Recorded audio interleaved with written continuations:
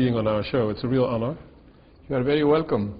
Were you surprised when you got the call from the Nobel Prize for Literature that you were the winner? I was totally surprised. I thought it could be a joke, not a serious thing, you know. Why? You didn't expect it? No, I didn't. Certainly not.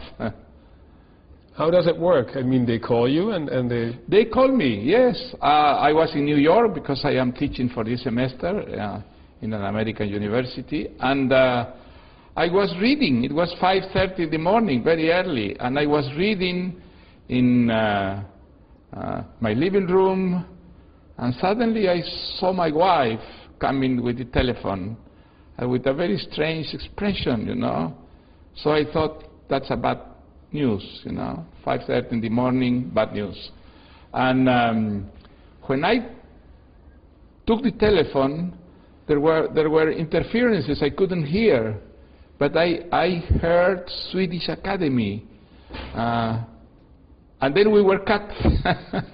So we waited 2 minutes, the telephone rang again, and then I understood very well, and gentleman told me I am the perpetual secretary of the Swedish Academy, and I called you to tell you that you have won the Nobel Prize of Literature. And I was totally, you know, surprised, and the only thing that I could say was, is this official? And he told me, it will be official in 14 minutes. So you can put the television on. So for 14 minutes, I was talking with my wife, and I said to her, and what if this is the kind of joke that was done to Alberto Moravia? We were in Rome. That was early 80s. And some people called Moravia to congratulate him for the Nobel Prize. And he thought it was true, and he called the journalists. And it was a very, well, nasty thing, you know. So for 14 minutes we were wondering if this was true. And finally it was. It was true. You saw yourself on the news. Yeah. It was, well, a big surprise and a big change, of course, in my life, because at 6:30 in the morning, my flat was full of journalists. 6:30 in the morning, mostly from Nordic countries, Sweden, Norwegia, Denmark, and I couldn't believe it, because nobody knew. We were just for 3 weeks in New York, you know. And since then we have lived in a kind of chaos, you know, and with such pressure for interviews and for all kind of literary activities, and it's a real revolution in a life. Can you describe how your life changes when you are suddenly the beauty queen of world literature? Yeah, well, there is such a media exaggeration of the Nobel Prize, that you become yeah, kind of media icon for a while. It's transitory, but it's something that you are not prepared for. It's a big storm. It's a big storm and a change of the kind of life that I usually have. I have a more disciplined life, but I'll try to survive until the 10th of December, and then I suppose everything will be normal again. You are very well known all over the world as one of the most famous writers of Latin America. But today you are here in a different shape or form, as one could say. You have a political message. What is the message that you will have here in Tilburg today?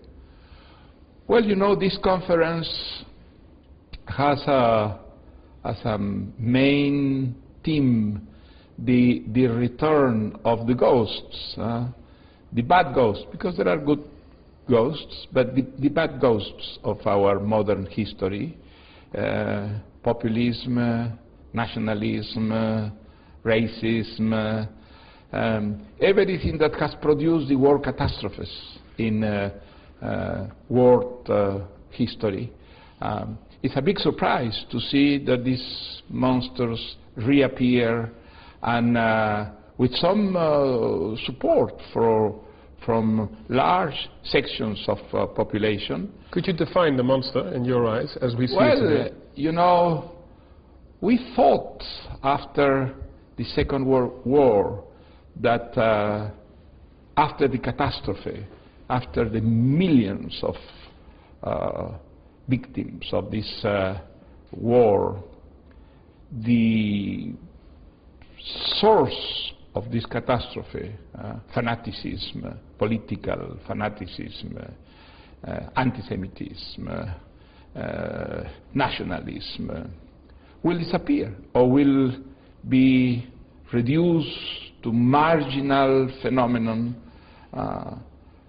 And this has been the case for many decades, until quite recently, when I think because terrorism and because the economic crisis, which has had a very negative impact in the, let's say, psychology of our societies,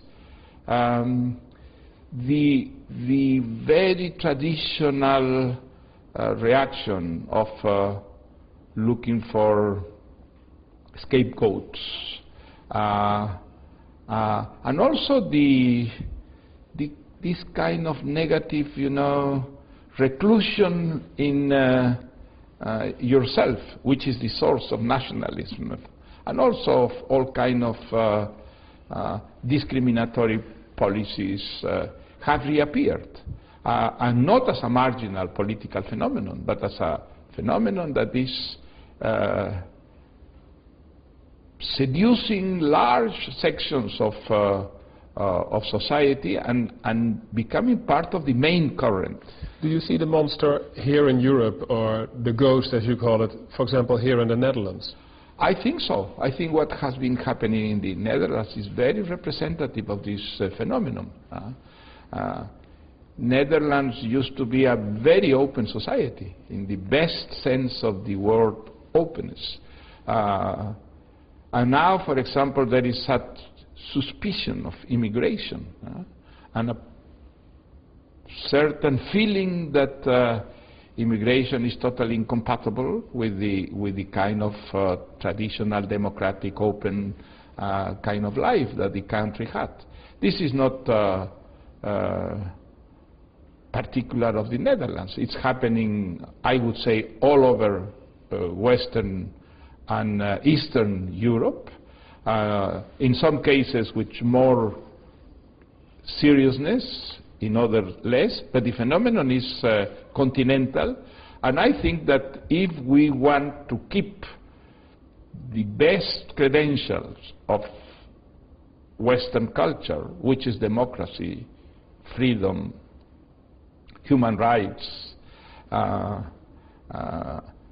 freedom of the press, freedom of criticism, I think we must be very critical of this phenomenon and to fight against, because otherwise we can return, you know, to the kind of violence and division that was the origin of the two worst catastrophes in our history.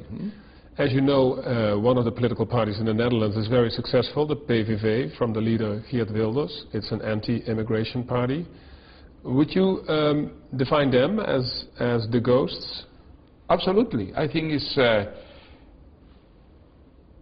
the major example of what I was describing as the return of the monsters.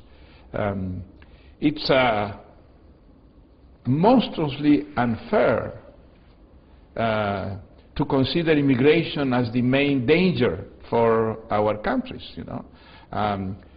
Europe, Western Europe, wouldn't have the very high levels of life that has without the immigrants. the immigrants have been a major factor in the development and prosperity of the Western world. This party makes the case these immigrants come from a religion that is backward, the Islam, and they don't want to blend in our society and sign the contract that we have with humanity and liberal acts like, for example, pro-gay, pro-women. I think this is very unfair too. I don't think this is true, you know. This kind of conviction presupposes that immigrants are an homogeneous kind of community in which there are no differences. That means that all the immigrants are terrorists, that all immigrants are fanatics, that all immigrants want to destroy, you know, open society, democracy. This is not true. You know, terrorism, fanaticism among immigrants is a minority phenomenon, a phenomenon that should be addressed and in a very energetic way, without any doubt. But we cannot forget that the major victims of the Islamic fundamentalism are Muslim people, you know. The number of victims in the Muslim world of terrorism is much, much, much higher than the victims in the Western world. So it's simply a lie that all immigrants are in solidarity with terrorists. No, they are also the victims, and in many, many cases, the major victims of terrorism. It is not true that immigrants in general are against Western values and Western way of thinking and Western uses and habits. It depends very much on the politics of the country which is receiving the immigrants. If there are policies in favor of integration, if there are policies to not keep as a different, you know, an outsider community the immigrants will evolve and integrate gradually, particularly in what is the most representative of Western culture, which is tolerance, pluralism, respect of human rights. The beliefs, the religious beliefs, well, we should be open to all kinds of beliefs,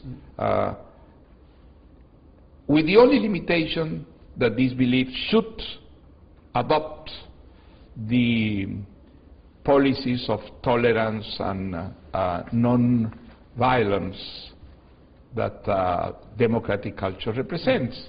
As you know, in this country, the party, the PVV, not only has a huge following, 1.5 million people have voted for them,